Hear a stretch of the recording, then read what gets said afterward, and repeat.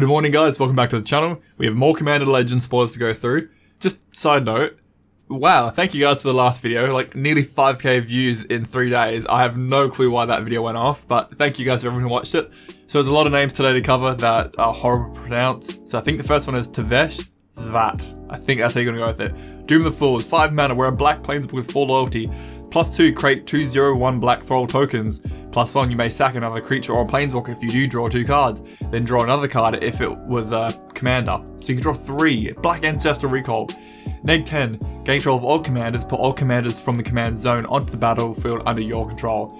He can be a commander and he has partner.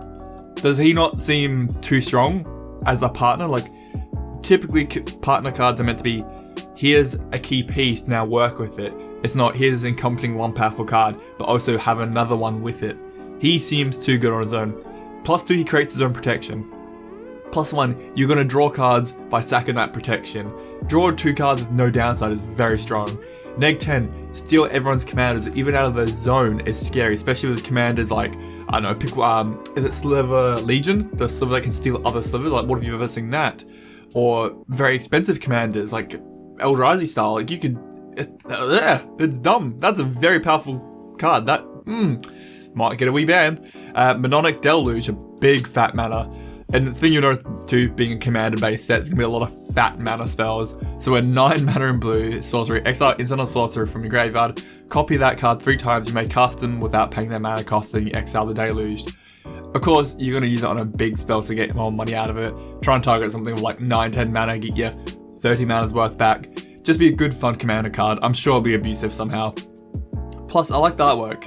We don't get too many like that level of close-up views on people.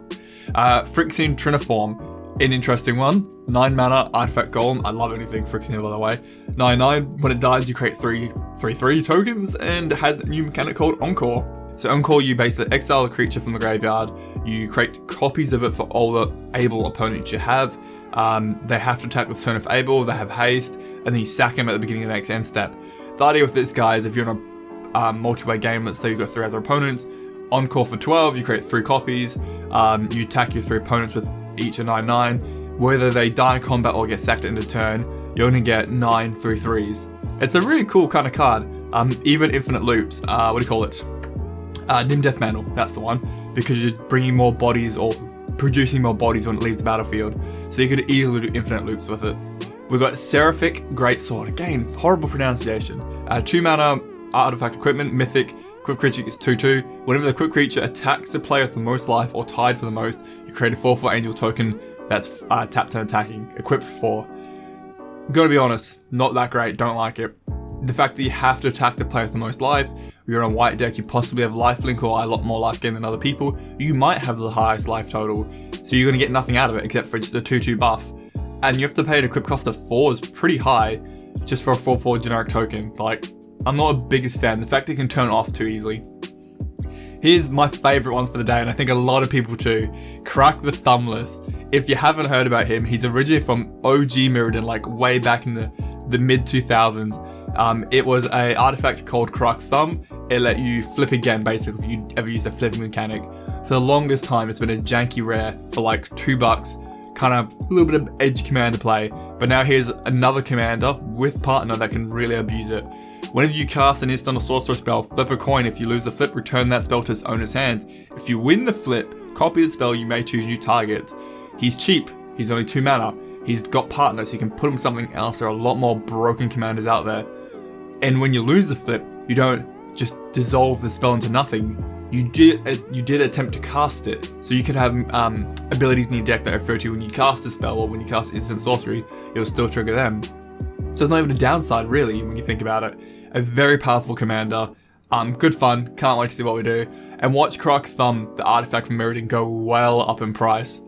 Sphinx the Second Sun, big dumb card at 8 mana. 6/6 flying. The wording, I don't like this.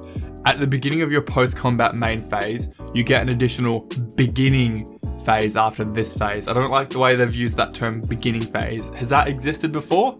I've never seen a card refer to the beginning phase. I believe they refer to like upkeep, untap, draw. I think that's what they're meaning. But To refer to multiple phases combined as one, I don't like that description. I'd rather have the longer text and it make more sense. But not need to say anything though, that's a very powerful effect. You get to untap your lands twice, so you can draw extra card. If you have multiple effects that trigger on upkeep, that's a very powerful card outright. Vampiric Tudor gets a reprint. I can't believe this is this far back in the video. $100 mythic all day long right now.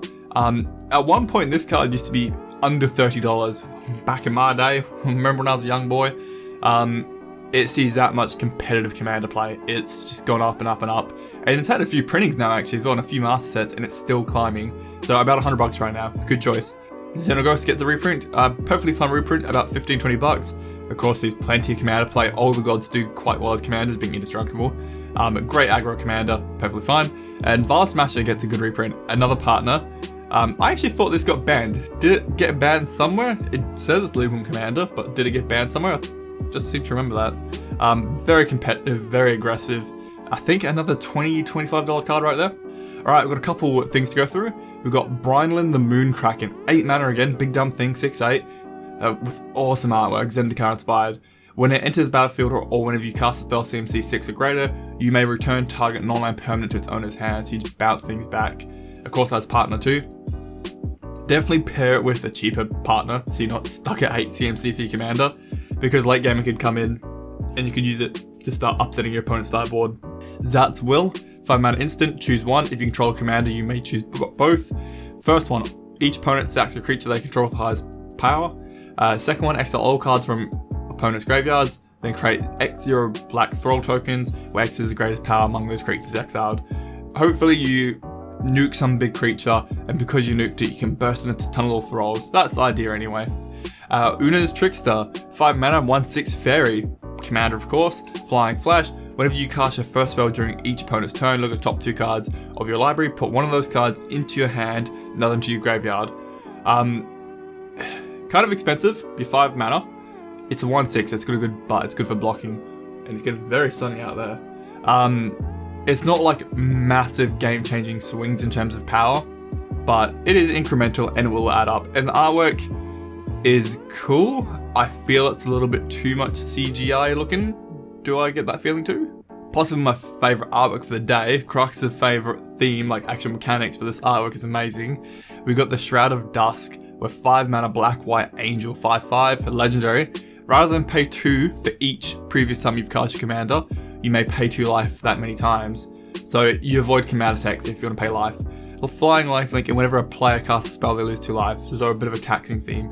But the artwork, I love it. I want her to step on me. I want her to treat me like trash looking at it. I'm kind of getting a Sister of Battles from 40k feeling. This is like the 10th time me reading this card. I don't know why, but the way this card in particular is written, it just breaks my mind.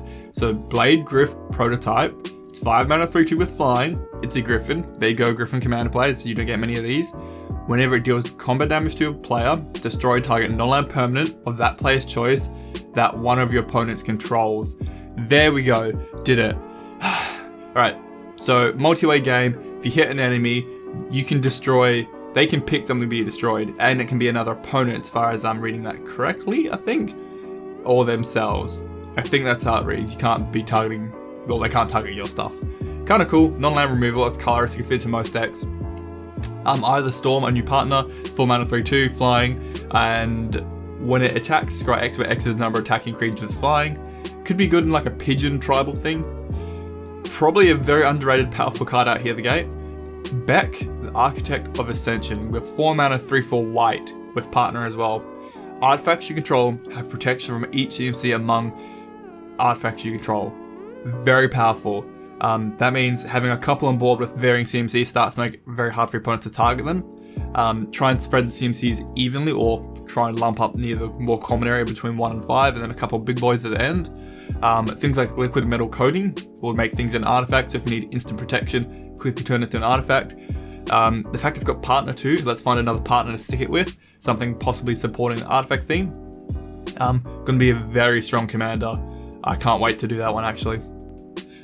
Marble Diamond's back, good reprint, more so that it's money in your common slot. It's a $2 card, all the diamonds are worth a few bucks, roughly.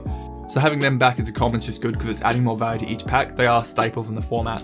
And from here on, the rest of the common uncommons, nothing that really rustles my jimmies, nothing worth too much money.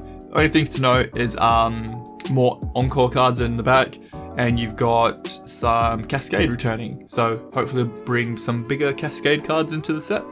Alright, I gotta say, like, first real meaty day Commander Legends is doing quite well. There are some amazing cards here to look at. Szat is, I think, a bit too powerful personally. Of course, we have to see him in play, but just having a partner as well that he can be slapped with something else. He does a lot, and he's got no real downside to him. Krark will be really fun. I thought Wizards were done with coin flipping. I thought we weren't touching that again, like it was pseudo reserve list. I guess not. Vampiric Tudor, what a reprint. That's some big money there. I'm loving it so far. So what do you guys think? I can't wait to get myself. Lots of decks to brew. If you've got any partner combinations in particular with like kind of a theme to that pair, put them down below. I'm ready to get my Google Doc out and start storming up some ideas. Alright guys, have a good one. See ya. Thank you for watching the video, guys. If you enjoyed it and you're really keen for Commander Legends, give the video a like. It helps the channel out a lot. Gotta say, that last video really did quite well. 5k views in 3 days. That's massive for my channel. So please consider subbing, guys. About 10% of my viewers are. To my patrons, can't thank you guys more than ever. I hope you're all doing safe in your parts of the world. Most of you guys are in America, so please be safe and look after yourselves.